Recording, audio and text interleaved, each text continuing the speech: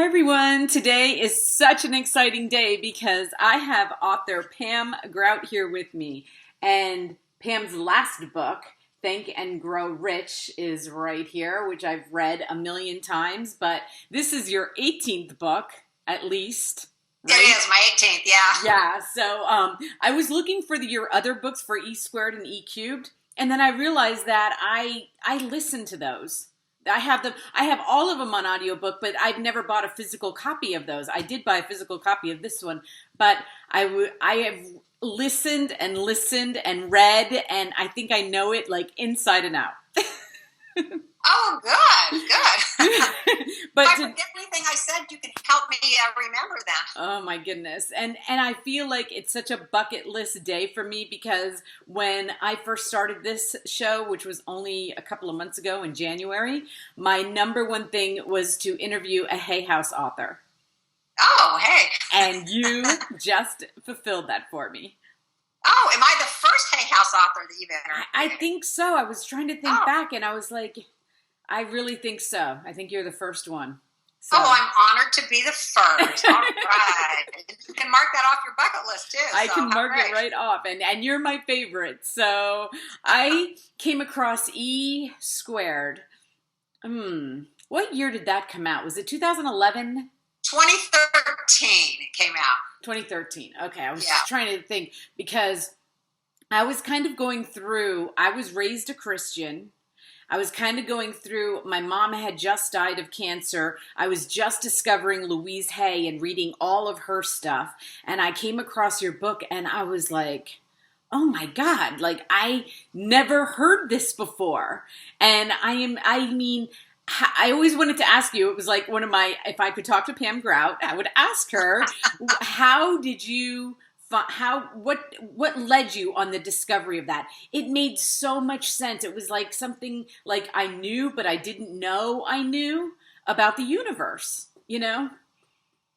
Yeah, well, so you're asking, how did I come about these? Yeah. You know, a couple different ways. I'm a student of A Course in Miracles. Yes. And that is I don't know, it's this really big, heavy blue book. And they always say that everybody has a copy, but how many people have read it? Very few, because it is kind of complex and dense. But it, for whatever reason, resonates with me, and I've been doing it, practicing the Course in Miracles for, 15 years. No, maybe even before that, because my daughter's 23, and I was practicing even before she was born. So I've been practicing that for a long time. And it talks a lot about the principles that I talk about, in E Squared.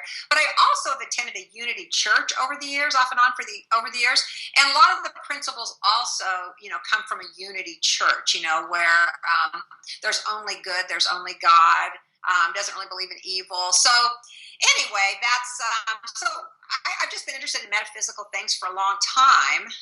Gosh, when I think about that, I've studied the Course in Miracles for that long. It's like, wow, that's forever, 30 years or more maybe. That's crazy. Anyway, so it's just something I've always been really fascinated about. And, as being a writer, it's the nice thing about being a writer is anything you really love, then you can, find out more about it and write about it. So it makes it really, that's one of the things I love about being a writer is that, you get that opportunity to pursue your interests, and you have a legitimate reason to call somebody up on the phone and say, hey, I'm doing an article about this and you happen to be an expert, and oftentimes they'll talk to you. So it's really kind of a cool thing to be a writer, I think. Absolutely. And it did make so much sense because you do put it in Think and Grow Rich, kind of like when you grow up with Christianity, I was always afraid of like making God mad, like, or feeling punished. Feeling that punishment come over me. But really, when you look through the Bible, it's really just not that much about that. It really is some of the principles that A Course in Miracles does teach, Exactly. Well, I think we kind of live in a hallucination, and we sort of have made up God in our image instead of, we were made in God's image, but we actually kind of have turned him into living in our image, making him not forgiving and making him judgmental, all those kind of things. And he or she or it or whatever is none of those things. So we've kind of been living, I guess, in an illusion a little bit when it comes to this wonderful force, this energetic force that's out there that really does want to interact with us and bless us and guide us. I mean, this force loves us. And because I think, some people have misconstrued it to think it's judging us, it kind of, has prevented a lot of people from wanting to participate in this glorious thing that's available to all of us. Well, and I love the title E Squared because it's about energy. And when you are tapping into that positive energy, you definitely feel it. And I'm 52. I started on this only a couple of years ago, but I was like, wow, I never realized that when you tap into that whatever you want to call it, everything, I always call it flipping. Like a situation is presented to me and I look at, I like, okay, that needs to be flipped. That's so bad that it needs to be, and I know and I know a lot of people who don't like to talk to me because I won't go into their, what the bad thing it looks like. I like to flip it and be like, okay, well, what's the positive in this? And I was thinking, if I get that reaction, I mean, you are the most positive person I know. I mean, you must just, I don't know. Like, what is that what you kind of do? Like if presented something that would seem like tragic and somebody presents you with like, oh, my mom, like my mom's dying of cancer. Okay. Horrible. Well, I guess I believe that there's a lot of different possibilities potentially in everything. So yes, you can focus in on that one particular thing because yes, that would be true. But there's all these other potentials. Like in the quantum world, we're connected to everything. We're all these different, frequencies, different levels. So we really get to choose where we're going to place our focus. And then we animate into our lives where we put our focus. So no matter what happens, there's always the opportunity to change focus. So that's, I guess, basically what I would say. Or even like judging that something is bad, so can we see bigger? Or I talk a lot about the pointillist painting, when you're sitting right there with the pointless painting, it looks like a bunch of dots. You don't really understand it. It's like, what? But as you step back, the further and further you step back, you see the beautiful picture that it is. And I think our lives are a lot like that. We're oftentimes looking at them so close, and so we're not really seeing the bigger picture. So there's always a different way. A friend of mine does the Avatar course. I don't know if you've ever heard about that. And they were talking about, like, no matter what you're thinking, like something's disturbing you, something's not making you happy, then they'll ask the question, well, what's another viewpoint? And then you just keep asking, what's another viewpoint? What's another viewpoint? And the whole idea being that you're open to all different possibilities. Wow, that's really cool. Very similar to some of my kind of work, but there's always so much more. So when something bad happens, again, I use that in air quotes, because I don't know that I believe there's anything bad. And I believe that if you start thinking something's bad, then you create more of that sort of energy, that makes you unhappy, whatever. So we always get to choose, always. And that's the beautiful thing about it. We have agency over our lives and over our thoughts and our consciousness. Right, exactly. And it is kind of taking that back. Like you do get to choose. And isn't it amazing when you choose to not look at something as bad and all of a sudden you're like, oh, so it was just a thought? Like I could just change that thought, Exactly. Yeah, it's just us. Well, I love your flipping idea. That's really cool. I mean, one of the things I've always said, you can't, when you flip a coin, you can either look at the heads or tails. You can't look at them both. So which side, if one side's not the way you want it to be, you can flip it over. So that's really, really good. And it's also funny because I was just talking with some of my friends that are flipping houses right now, where they're buying houses and then fixing them up. So I was like, oh, what a great word. It's my word of the day, I guess. Flipping. It must be your word of the day. Let's flip this around. Yes. And I love how in your books, like you don't call them exercises. I mean, you call them games, which always makes me think of Florence Scovel. I don't want to get her name wrong. Oh yeah, Florence. I love her, Florence Scovel Shinn. Yeah, because and it's interesting. My 17-year-old son, I saw on my Amazon account, which is extensive, by the way, and I saw that there was, she has a book out called "Life Is a Game," or The Game of Life and How to Play and how to play it. And I was like, I already own that book. Why would I order that? And then I asked my 17-year-old son. He's like, oh yeah, I heard about that. And I was like, wow. He's 17. Like he might actually get some of this stuff way before I got it, Well, that's great. Yeah. Yeah. So, but the way she describes it is kind of how you do. It's like, make it a game, make it fun, she used to have these things and and she was back in the day, back before most people even heard of anything. And people would come to her and say, I have this situation. What should I do? And she'd think of a game for them to do, And I love that. I really do. Yeah. Because then it's like you can't fail. That, we want this practice, our spirituality, to be sustainable. So if you make it something you enjoy doing and you turn it into a game or more of a playful attitude and enjoy it, have fun with it. I mean, we take things so darn seriously. And I think when we're taking them so seriously, we tighten up. And then that force, that flow that we can get into, this presence that's all around us, cannot get through when we're tight and upset and, all those kind of things. So it's really important, I think, to loosen up, and just playing it as a game is just another way to do it. Right. Same idea, but it's just it keeps it more sustainable. It makes you want to continue doing it.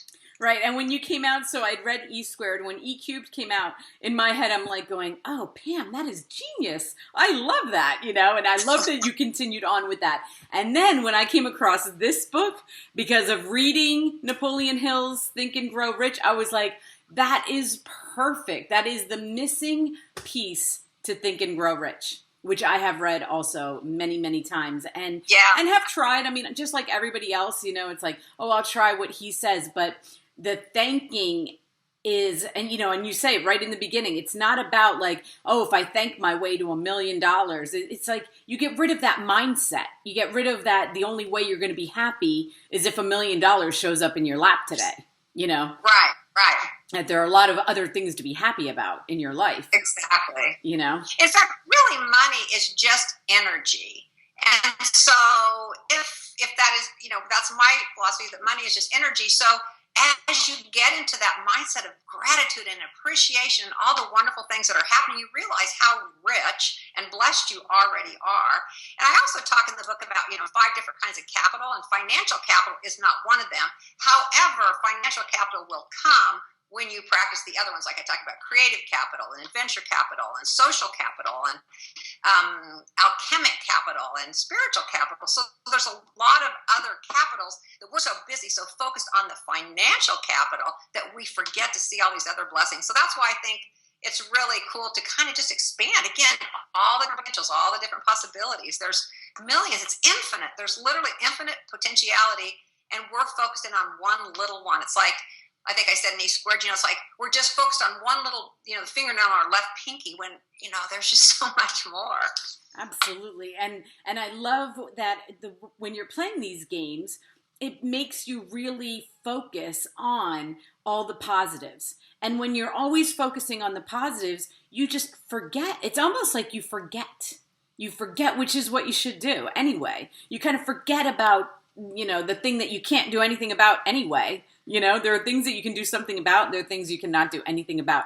And you spend most of your time worrying about the things that you cannot do anything about. Exactly.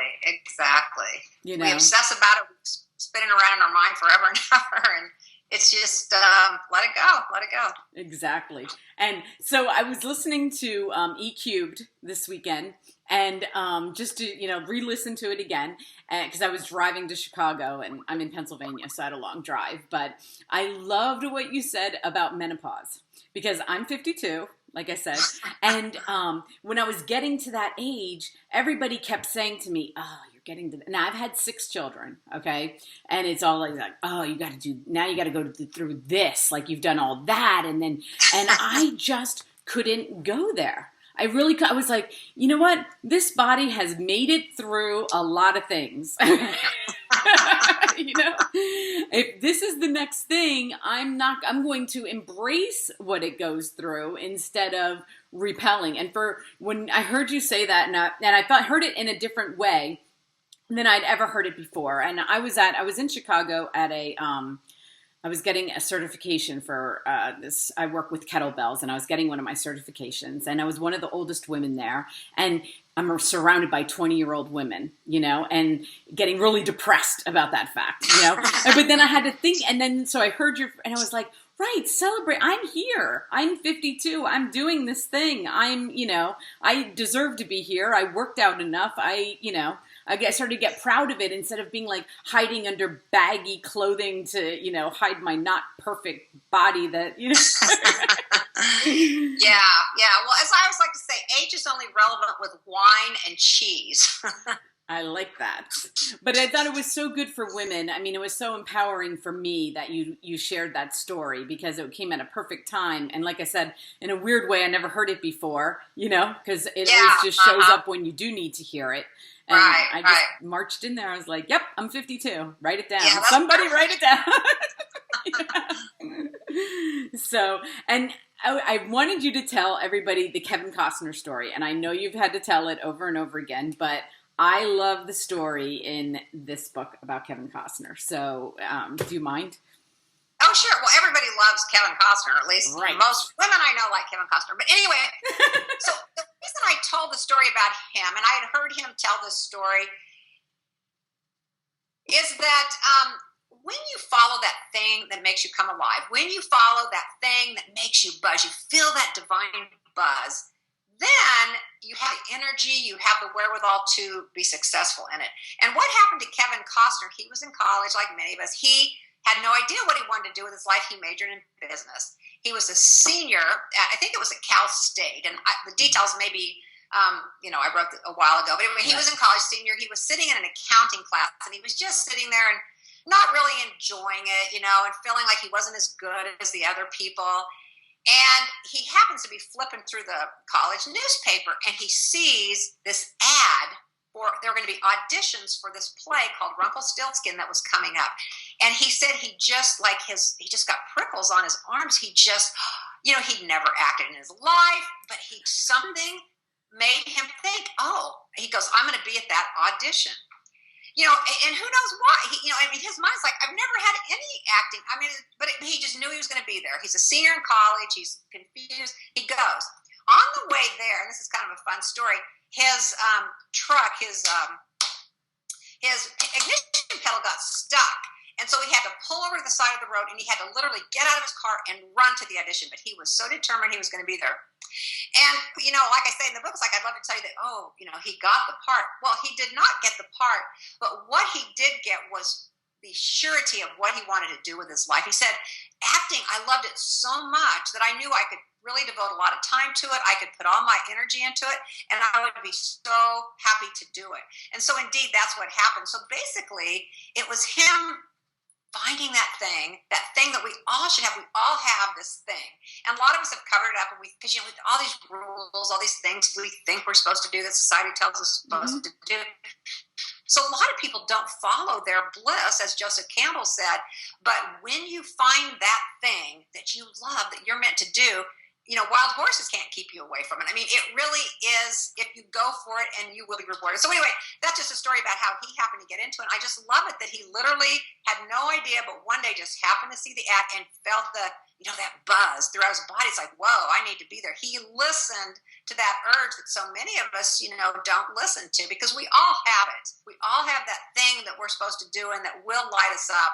And once we figure out what it is, man, we got to go for it. And he did, of course. And the rest, as they say, is history. Yeah, and I happen to love stories like his where, not to put down people that go to school and study and, for it and then achieve it, because that is its own path. But there's something about that people, especially, a little bit older, when they're like, and they and everything, all these doors start opening. And it wasn't something that they've studied since they were 6 or, however, whatever age it occurs to them. It's kind of something that you wake up one day and you're like, that's what I want to do. That's what I'm going to, and then everything starts opening up for you. I love stories like that. Right. It's just like, wow, I finally clicked in. It's just, and the doors do just, when you get on that frequency, when you find that thing that you're meant to do, it doesn't say it's always simple, but it is enjoyable. And that's the thing. You want to be spending your time doing something you enjoy doing. But like you said, this was something I could work at and enjoy it. If you love it, then it doesn't even seem like work. Yes, you're putting in a lot of hours. Yes, you're doing all this stuff, but you're loving it. It's what you're born to do. It's what you love to do. So, yeah, I encourage everybody to find that path, to find that little, the tickle in their arm. So when you were coming upon doing this book, Okay, so you did the E squared, E cubed, and then so you could have just gone on with that, but then you decided to go with the thank. Did something happen? I mean, I'm sure you've always been grateful. You've always been, but were you trying to get a point across to people? Did you feel like maybe that was the thing that was lacking in? Well, one of the things in the introduction of the book, I talk about, that after writing these books, the coolest thing for me is that I get emails every day. I mean, they say, "Oh, you are never going to believe this." They always start with this, like, "Holy shit!" People are so excited by these miracles that are happening in their lives. But every now and then, I get an email from somebody that'll say, "Oh, it just doesn't work for me. Poor me. Woe is me. Whatever," and they want to know why. And and I talk about this story in the book. That scene from A Few Good Men where Tom Cruise has Jack Nicholson up on the witness stand, and he's trying to find out if he ordered a code red. And he's like, "I need to know the truth. Did you order that code red?" And he's badgering him. And finally, Jack Nicholson breaks down and says, "You can handle the truth." And that's kind of, I think, what happens is when you're always on what I call a grumpy frequency and you're not grateful, you're not appreciating all these amazing gifts, the gift of life, the gift of being here, the gift of, the sun coming up this morning, the gift of the trees all budding out right now for spring and the flowers coming up. If you cannot see that and if you cannot appreciate that, you can't see all the wonderful signs and blessings that are coming your way. So the only thing you need to do is change your attitude. And by becoming more grateful, by looking for what's going right in your life instead of what's going wrong, you get into this other frequency, and then the signs and blessings that I'm talking about in E squared and E cubed are much more apparent. So in some ways, it's really an answer to some of those emails that people would send to me that say, "What's wrong with me? Why doesn't it work for me?" And, I often write it back. I say, "Man, just make it fun. You're worried about it too much, or you're too upset about it." And that's what happens. Our little minds get to going like, "Oh, something's wrong with me." And it's only our mind and our consciousness that blocks this presence that's always here wanting to bless us. Yeah, it's like the resistance to it.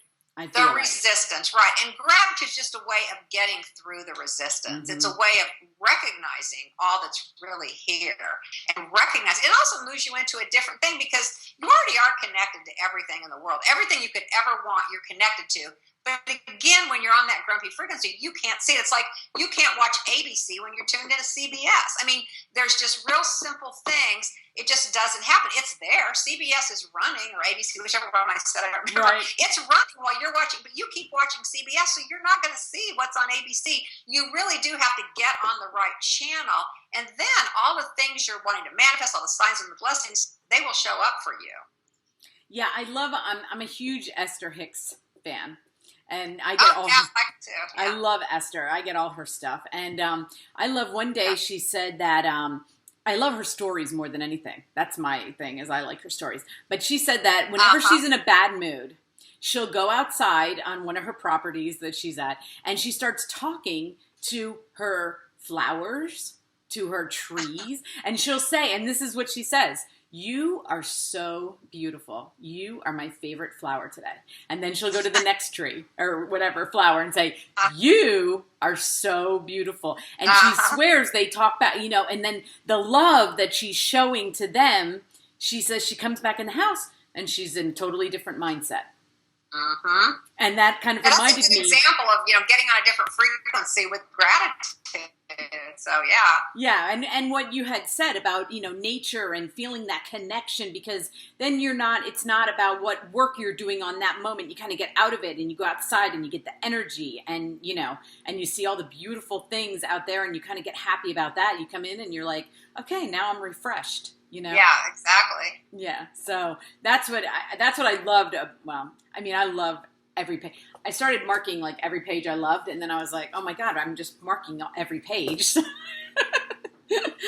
But you are like the master storyteller, though, to me. Like, your books are so easy to read because of the way you tell the story, the way you put it all together. I mean, everybody can gain something from these books. Oh, thank you. Thank you. I think stories are sort of what bind us all together. It's how we can really relate to things. And, well, I do have some information there that's really important. I think sometimes the best way to get the information across is with a story. So, yeah, I'm a big fan of stories. Yeah, I and share that's a why lot it about makes my it blog. so easy to understand what you're trying to say is because you relate it into a story. And that's Right, what, right. I'm telling you, I've been such a huge fan of you since E Squared. It just all fell into place for me. E Squared was I suggest that people start with that and then go to E Cubed and then go to this. But that's just my suggestion because I kind of tie them all together as like one unit. Oh, well, thanks. That's my suggestion. And Yeah. I have a quick Louise Hay Esther Hicks story for you that you Oh, may not have excellent. heard. Okay, I heard it a long time ago, but I always use this when I'm thinking about things because I love both of them so much. But Esther tells a story that they were going out to lunch together. Okay, down in Southern California somewhere. They met up. They live close by each other. They're going out to dinner. Louise come to pick Esther up in this huge fancy car that I would probably, I'm saying Bentley, but God only knows what it is. Probably Rolls Royce or something, right? So, and Louise is this little person, but she comes and picks her up in this, nice car. And they pull into this really crowded parking lot, right? And she pulls right up into a very tight space. And Esther says, Louise, you should park down, like we need to park down there because somebody is going to open a car door and scratch it. And Louise says, oh, Esther, everybody loves my car as much as I do. I can park it wherever and nobody's going to scratch my car. Oh, that's great. I love it. Isn't that an awesome story? Yeah. I always have like this vision of the two of them talking because they're both so like, but Esther's really weird about cars. But, it's just so Louise to be like, that is the last thing on her mind is worrying about somebody scratching her big, beautiful car, So anyway, what is going on next for you? Oh, well, I have a new book coming out in August, and it's called Art and Soul Reloaded. And it's basically I guess, an update on a book that I wrote maybe, gosh, when did the first Art and Soul came out? Maybe it came out I don't know. Anyway, a while ago. Maybe 18 years ago. So this is like an updated version of that. It's a book about creativity and spirituality. And, in the thank you, I talk about creative capital. So basically it's about, creating your own creative capital. What I believe is that, the world has stories and projects and all kinds of things for each of us to give to each other. I mean, I think we're all expanding the universe, or expanding the cosmos. And part of the way we do that is through art, through creativity, through imagination. And so this is a book about really hooking into your imagination and really finding what your gift is, the thing that you are meant to do. And so Art and Soul, it's a 52 week, so it's a thing a week. It's a project a week, apprenticeship. I call it a year-long apprenticeship for summoning the muses, or summoning, the bigger thing, and then finding your daring, creative, audacious side. So that's the subtitle of the book. So that one comes out in August. And then I'm still speaking. Still doing my travel writing.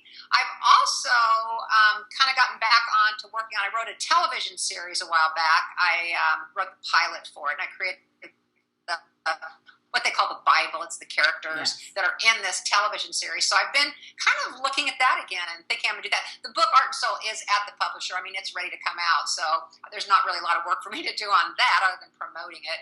But so I'm going to get back on my television series. Oh, that's awesome. I saw that you have some apps out too, but I couldn't find them. So you know what? The apps have been out for a long time, and the company that I worked with on the apps, they've gone under, and so the apps aren't really available. I still have them on my phone because, I'd already had them, but they're not available to the general public. I guess I should hook up with somebody that, could get them back out there. They're kind of fun. One of them's, 365, like the acts of kindness for the digital set, so it's got all these different random acts of kindness you can do each day, one for each day of the year. And the other one's a scavenger hunt of Nashville, because this app person that wanted me to do this, they were travel. They wanted to do travel apps for all these different places. But it's funny they wanted me to do this other one because I just sort of happened to suggest it, Planet Goodwill. But anyway, they're no longer in existence. I need to take that off my website. I think it's still on my website. So. And people do write me every now and then, hey, I'm trying to find your apps. It's like, well, sorry, they're not really available anymore. Oh, well, you do have something on Instagram, which I actually was going to look up, right? You still have that going for the I have Think an and Grow Rich? Instagram account. I have to admit I don't put it on there or I don't post on there all that often, but yeah, I still have Instagram. Oh, and with the Think and the Grow Rich, I did have a little, people could put in the little selfies. Yeah. There were like for each one of the party games, there I put in hey, put a selfie of you in this. And some people have done it, whatever. So yeah, if I do the hashtag, I'm kind of a little bit I'm not as up on Instagram as I probably should be, but anyway, yeah, I do think people are out there doing that as well, posting their selfies with their various party games. Yeah, I have a hard time with Instagram too. I like it. I like to look at it, but I'm not good with the posting and I don't know.